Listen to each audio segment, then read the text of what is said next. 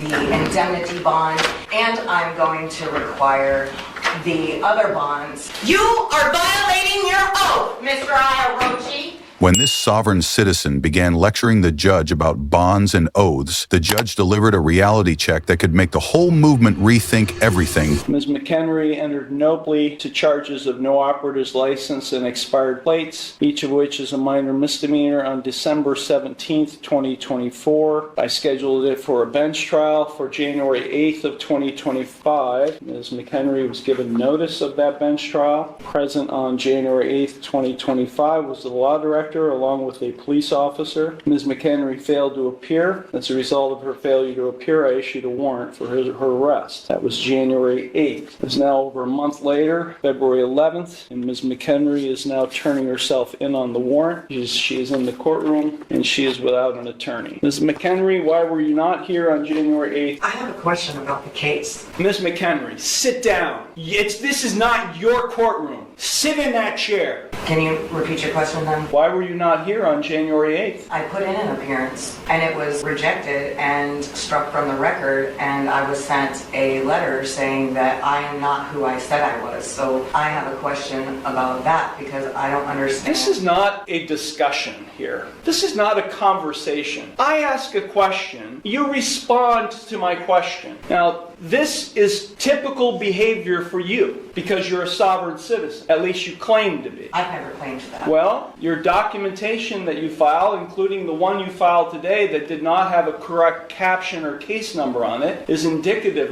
of that. So let me ask you, Ms. McHenry, again, why were you not physically, personally present in the courtroom on January 8th for your trial? I need the oath and bonds to be put for each person acting as a public official in this case to be put on the record. And I also require the indemnity bond, and I'm going to require the other bonds. I need the accounting. Please, for the record, let it be known that you exited. I did. I exited the courtroom and asked the police officer, probation officer. Who has the indemnity bond? The bond is being, the warrant is being executed. You're being taken into custody. Take her down to the jail now. I was not given the warrant. Take her down to the jail now. Why am I being arrested? Take her down to the jail. What crime have I committed? Get off me. This is kidnapping. This is a false arrest. They're violating my rights, my constitutional rights. I thought the Constitution didn't apply to you. The Constitution applies to every living